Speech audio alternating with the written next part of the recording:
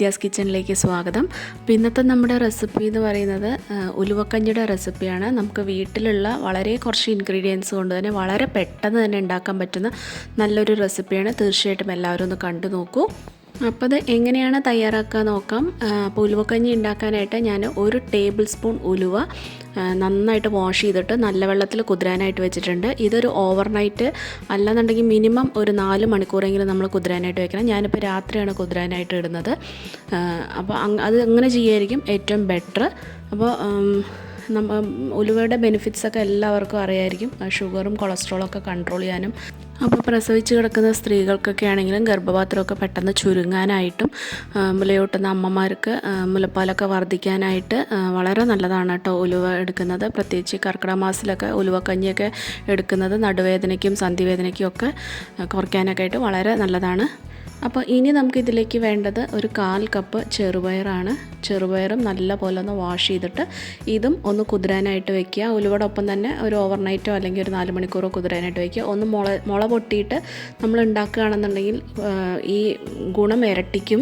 വളരെ നല്ലതാണ് മുളച്ച ചെറുപയർ കൊണ്ട് നമ്മൾ ഉണ്ടാക്കുകയാണെങ്കിൽ. അപ്പോൾ ചെറുപയറിനാണെങ്കിൽ ഇതുപോലെ ഡയബറ്റിക്സും കൺട്രോൾ ചെയ്യാൻ, നമ്മുടെ ഹാർട്ടിനും ക്യാൻസറിനെയൊക്കെ പ്രതിരോധിക്കാനൊക്കെ ആയിട്ട് വളരെ നല്ലതാണ്. അതുപോലെ മുലയൂട്ടുന്ന അമ്മമാരൊക്കെ ആണെങ്കിലും മുലപ്പാൽ വർദ്ധിക്കാനായിട്ട് ഡെയിലി നമ്മൾ ചെറുപയർ ഉപ്പേരിയായിട്ടോ എങ്ങനെയെങ്കിലുമൊക്കെ കഴിക്കുന്നത് വളരെയധികം ഗുണകരമാണ് കേട്ടോ. പാൽ വളരെയധികം പെട്ടെന്ന് തന്നെ വർദ്ധിക്കുന്നതായിട്ട് കാണാം. അതുപോലെ തന്നെ വളരെയധികം ഹൈ ഫൈബറും പ്രോട്ടീനും അടങ്ങിയിട്ടുള്ളതാണ് കേട്ടോ നമ്മുടെ ഈ ചെറുപയർ. അപ്പോൾ പിറ്റേ ദിവസം രാവിലെ ആയപ്പോഴേക്കും ഇത് നന്നായിട്ട് കുതിർന്നിട്ടുണ്ട്. ഇനി നമുക്കിതൊന്ന് സെപ്പറേറ്റ് ആയിട്ട് തന്നെ വേവിച്ചെടുക്കണം കേട്ടോ. അപ്പോൾ ഉലുവയ്ക്ക് കുറച്ചധികം വേവുണ്ടാവും. അപ്പോൾ അത് കുറച്ച് ഉലുവ നമ്മൾ ആദ്യം വേവിച്ചെടുത്തിട്ട് പിന്നെ ബാക്കി വേവിച്ചെടുത്താൽ മതി. അപ്പോൾ ഉലുവ നമ്മൾ കുതിരാൻ വെച്ച വെള്ളത്തോടു കൂടി തന്നെയാണ് ഈ കുക്കറിലേക്ക് ഇട്ട് കൊടുക്കുന്നത്. ഇതൊരു 3 വിസിൽ വരുന്നവരെ ഒന്ന് വേവിച്ചെടുക്കണം.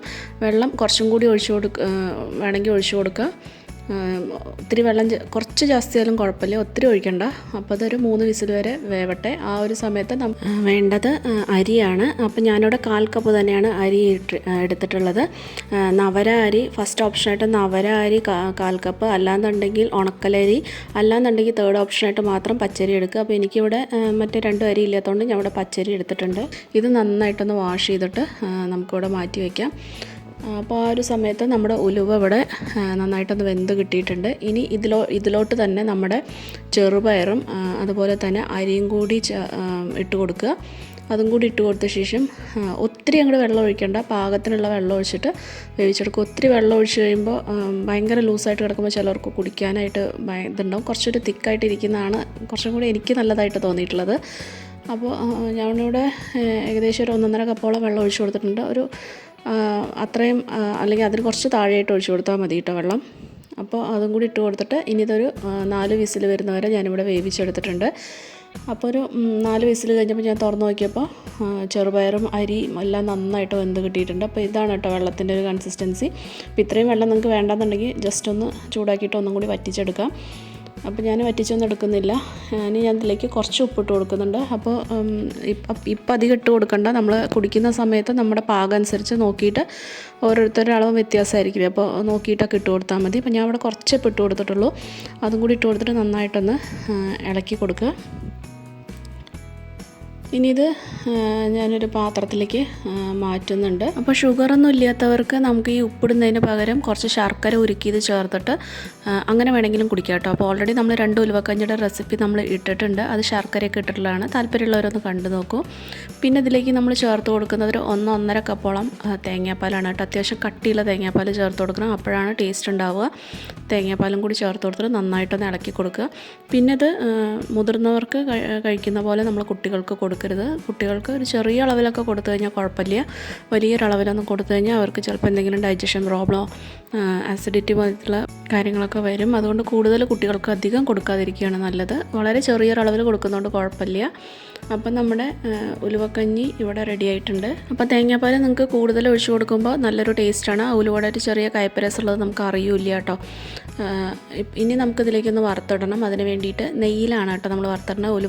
കഞ്ഞി ഉണ്ടാക്കുമ്പോൾ എപ്പോഴും കുറച്ച് അതിൻ്റെ മുകളിൽ കുറച്ച് നെയ്യ് ഇട്ട് കുടിച്ച് കഴിഞ്ഞാൽ നമുക്ക് നല്ല ഗുണം കിട്ടും. അപ്പോൾ അതിൽ ചെറിയ ഉള്ളിയാണ് കേട്ടോ നമ്മൾ വറുത്തിടുന്നത്. ചെറിയ ഉള്ളി കുറച്ച് എടുത്തിട്ട് വട്ടത്തിലരിഞ്ഞിട്ട് നമ്മളതിലേക്ക് ചുമന്ന കളറാവുന്നവരെ വറുത്തെടുക്കുക. എന്നിട്ട് അതിലേക്ക് കൊട്ടി കൊടുക്കുക. അപ്പോൾ ഉള്ളി വറുത്തിടണില്ല എന്നുണ്ടെങ്കിൽ അതിൻ്റെ മുകളിൽ ഒരു സ്പൂൺ നെയ്യ് മാത്രം ഇട്ട് കൊടുത്തിട്ട് നമുക്ക് കഞ്ഞി കുടിക്കാം കേട്ടോ. അപ്പോൾ നിങ്ങൾക്ക് കുറച്ചും കൂടി കൂടുതൽ വേണമെങ്കിൽ ചെറിയ ഉള്ളി ഇടാം. എൻ്റെ അടുത്ത് ഇപ്പോൾ ചെറിയ ഉള്ളി അങ്ങനെ ഇല്ലാത്തതുകൊണ്ടാണ് കേട്ടോ ഞാൻ വളരെ കുറച്ചിട്ടിരിക്കുന്നത്. അപ്പോൾ ഈ നെയ്യിൻ്റെയൊക്കെ ഒരു ഫ്ലേവറും കൂടി വരുമ്പോൾ ഈ ഒരു കഞ്ഞിക്ക് നല്ലൊരു ടേസ്റ്റാണ്. അപ്പോൾ എണ്ണയൊന്നും ഒഴിക്കരുത് കേട്ടോ അതിൽ. ഒന്നുമില്ലെങ്കിൽ ഇത് സ്കിപ്പ് ചെയ്യുക, അല്ലാന്നുണ്ടെങ്കിൽ എണ്ണയിലൊന്നും ഇത് വറുത്തിടരുത്, നെയ്യിൽ തന്നെ വറുത്തിടണം. അപ്പോഴാണ് അതിൻ്റെ ഗുണം കിട്ടുള്ളൂ കേട്ടോ.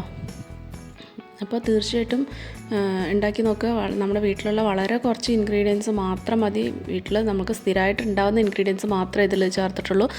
താല്പര്യമുള്ളവർക്ക് വേണമെന്നുണ്ടെങ്കിൽ തൊണ്ടുള്ള ഉഴുന്ന്, വൻപയർ, മുതിര അങ്ങനെയൊക്കെ ചേർത്തിട്ട് വേണമെങ്കിൽ ഉണ്ടാക്കാം. ഞാൻ ഇവിടെ വളരെ കുറച്ച് ഇൻഗ്രീഡിയൻസ് കൊണ്ട് മാത്രമാണ് കേട്ടോ ഉണ്ടാക്കിയിട്ടുള്ളത്.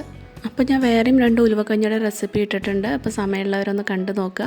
കർക്കിടക മാസത്തിലത് കുടിക്കുന്നത് വളരെ നല്ലതാണ്. 7 ദിവസം, 14 ദിവസം, 21 ദിവസം അങ്ങനെ ഒരു കണക്ക് വെച്ചിട്ട് കുടിക്കുമ്പോഴാണ് അതിൻ്റെ കംപ്ലീറ്റ് ആയിട്ടുള്ളൊരു ബെനിഫിറ്റ് നമുക്ക് കിട്ടുന്നത്.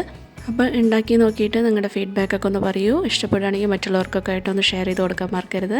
അപ്പോൾ ചാനലൊന്ന് സബ്സ്ക്രൈബ് ചെയ്ത് സപ്പോർട്ട് ചെയ്യാനും മറക്കരുത്. അപ്പോൾ വീണ്ടും നമുക്ക് നല്ല റെസിപ്പീസായിട്ട് നമുക്ക് വീണ്ടും കാണാം. Take care, by.